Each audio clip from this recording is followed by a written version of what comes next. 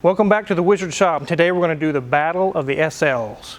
Actually, we're not going to do a battle. We're going to take a look at this beautiful, beautiful Pagoda W113. It is absolutely beautiful. We're going to get it on the lift and check it over. Let's get started.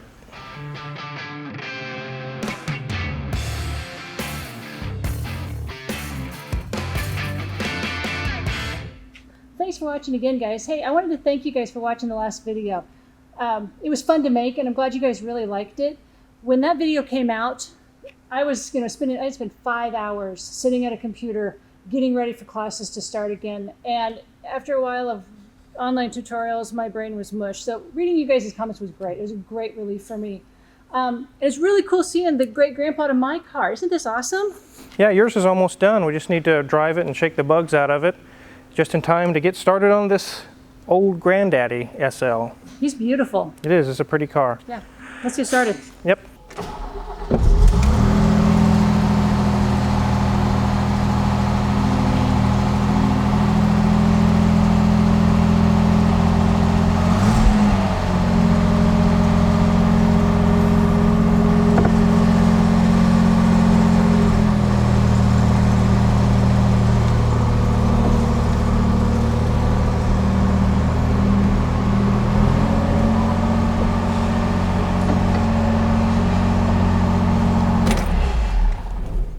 We're getting ready to put this thing on the lift. This is a 1967 230 SL.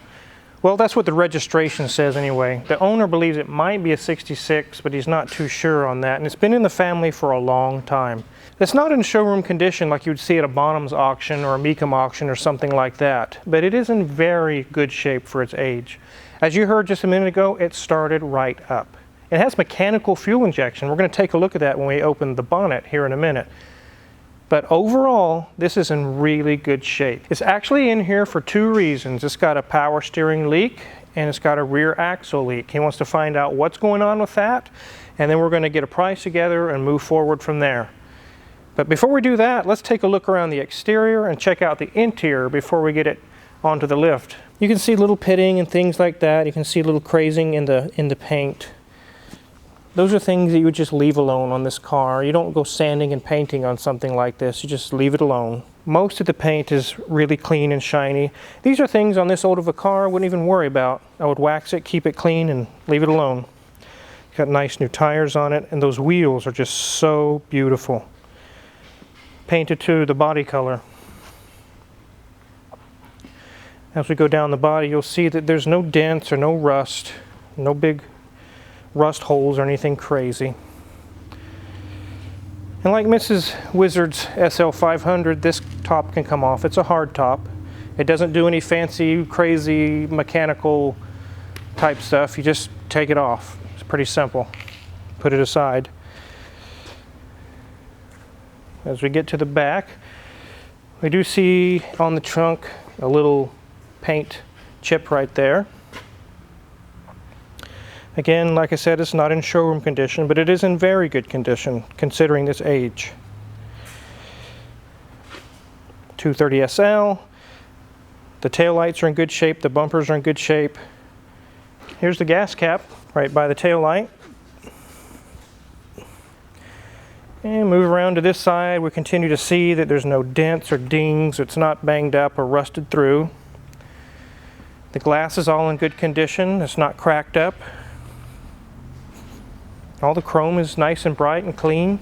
Has the good old push button door. The interior is beautiful. There's workmanship and craftsmanship back in the 60s for Mercedes that you can't buy today. I mean, this is Rolls-Royce craftsmanship. Solid metal pieces on the dash, solid chrome. Real wood, you're looking at real wood. It's not simulated. It's actual real wood. A real wood vent, real wood trim. The dash panels match the body color as well. The dash is not cracked up. It's got 68,000 miles on it. Look at these old school gauges. They glow orange. It's really, really vintage. It looks awesome. I really love this car. This is awesome. There's all kinds of little features like this little vent. You push it with your finger. Open and close it. They really did think about ergonomics and the usefulness, things that you can use in these cars back in the day. It's got the original Becker Europa TR radio. Has FM and BC. Let's see if it works. And that's what propels me to get in. Amazingly, it does work. Look at this, red, blue, and it's translucent. You can see through it. It's just, and this one's like a smoke color, a gray. There's little attention to details and things that they had back then that you don't really get anymore. This is solid metal. Every little vein inside of this vent is solid metal. It is not plastic. This dash would hurt someone. It's a lot of metal with sharp angles. I wouldn't want to get hit with the dash. Look at this shifter, guys. It's so thin. I was just moving it a minute ago. It's just so delicate and it feels so good. It actually feels good to use it. It's just very, very intricate. It almost feels fragile, even though I know it's not. Here's our center console. There's some spare parts there, but it's also all wood. And there's the belt buckles, almost like an airline. The floor mats have got a little age on them. They're like this coconut fiber cocoa mats that you see are so popular. And there's the emergency parking brake. The door panels are in good shape. Solid metal, solid metal, solid metal. This thing is in amazing shape. I'm really, really excited to work on it. In the back, just like in Mrs. Wizard's SL, there's no space for kids. This is a roadster. It's a two-seater roadster. It's also in very good shape. You probably can't hear it on the camera, but if you're really quiet, you can hear the clock ticking. It's really cool. The headliner is like new almost. Very, very good shape. This is a very nice car.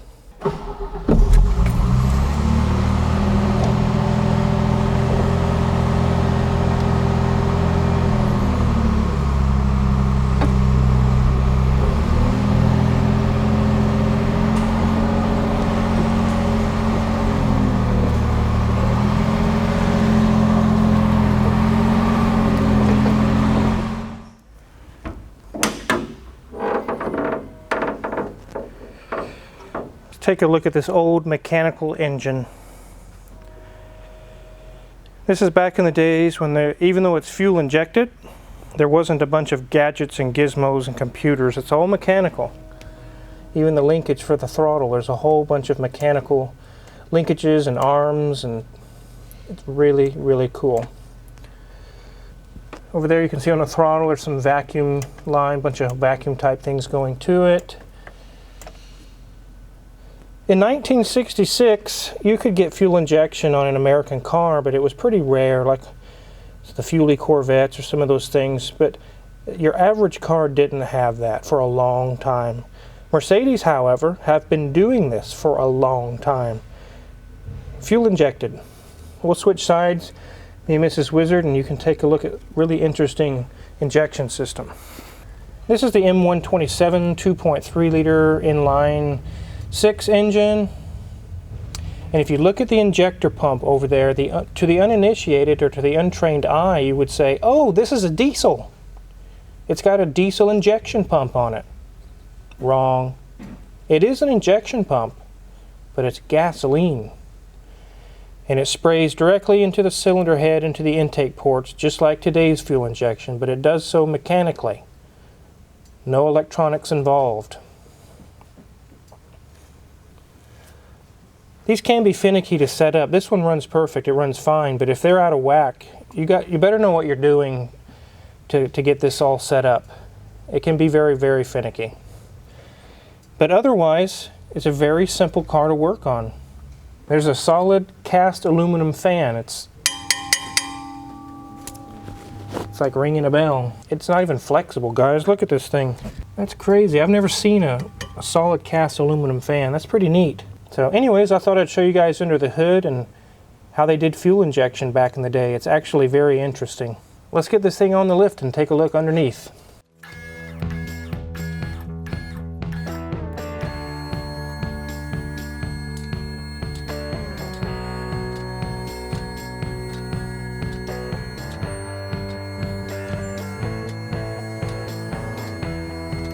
This one is a little tricky to load. It doesn't have a pinch weld, but it is a unibody construction, so I had to use the formed frame portions of the body, and that's where you would lift it at. As you can see, I mean, this is the way it was designed, but that's kind of scary if you were to hit a curb or hit something right on your radiator. You're not going anywhere after that. I guess you'd have to be really careful. The radiator's in decent shape. It's old. I mean, it's what you expect to see on an old car. Look at this big horn, Bosch horn. That's why it was so loud. There's two of them. When I honked it earlier, it was exceptionally loud. The oil pan's not really leaking. Let's take a look at the wheels here. Nothing loose there. Brakes look good. Sway bars are good.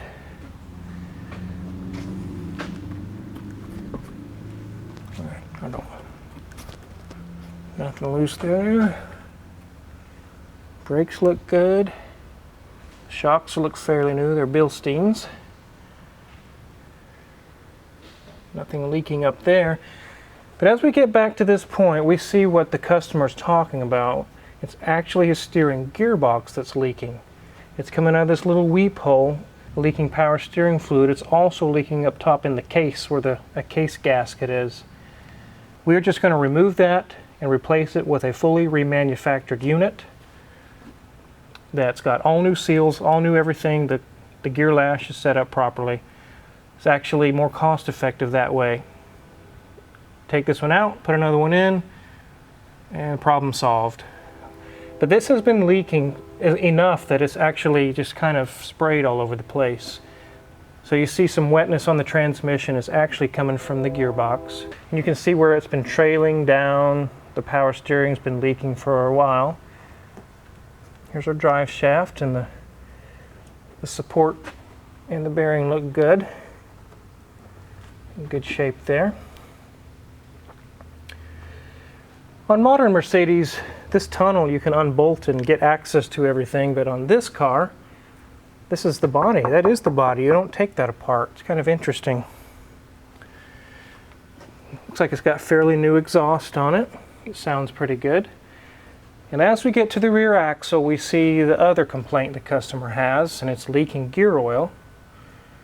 This is a very strange axle that you don't see anymore. It actually bends in the middle.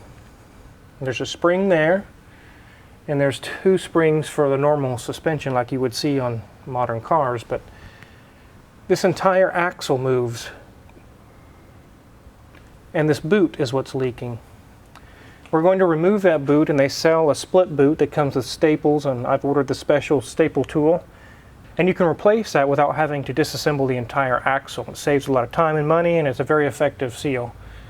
That'll take care of all this wetness. If I had to remove this boot and put a standard boot on it, I would have to remove this spring, and it'd be quite a job to do. But being that we're going to use the split boot style repair, I don't have to mess with the spring. I don't have to worry about any of that stuff.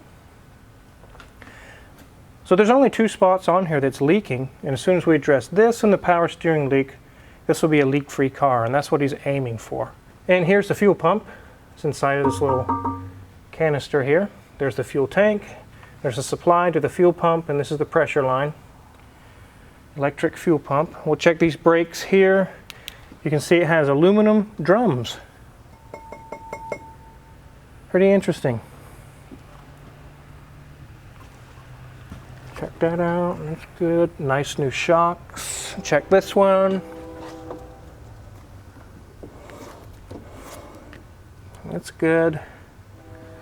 Everything looks good under here. Just those two leaks that we found. As we can see, no rust, no cancerous style rust in the body, no rust holes. Nice new muffler. And as we went down the body, we've seen no rust holes. That's what I was saying, guys. It's really in good shape. Is it showroom? No, it's not showroom condition. But it's a daily driver. You could drive this every day. It's enjoyable. He can get out and enjoy this car. So that's where we're at on this car. Let's go ahead and lower it down and finish it out.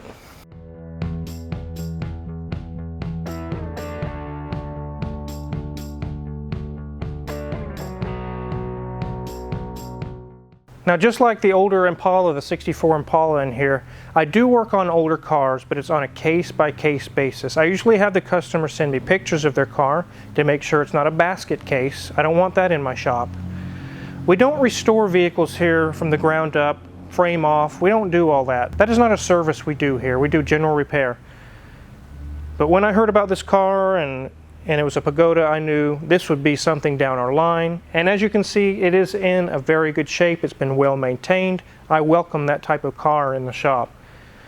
We've actually already contacted the customer, given the okay. We've got the parts ordered. We're just going to wait for them to show up.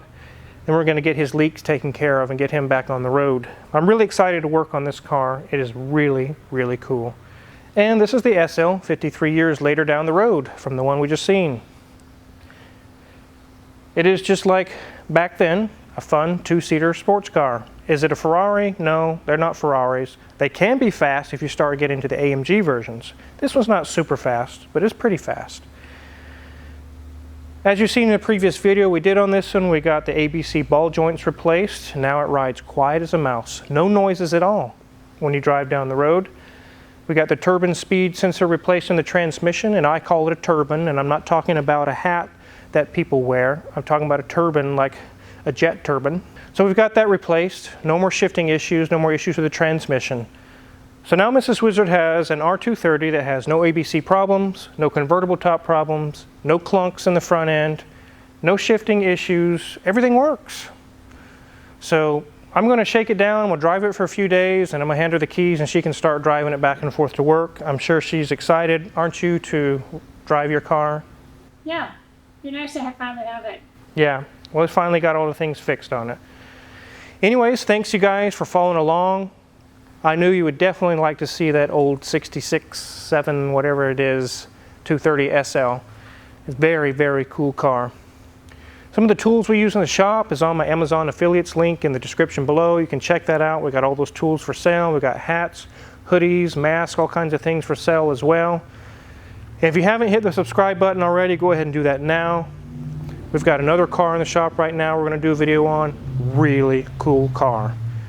Make sure you subscribe. Thanks for watching.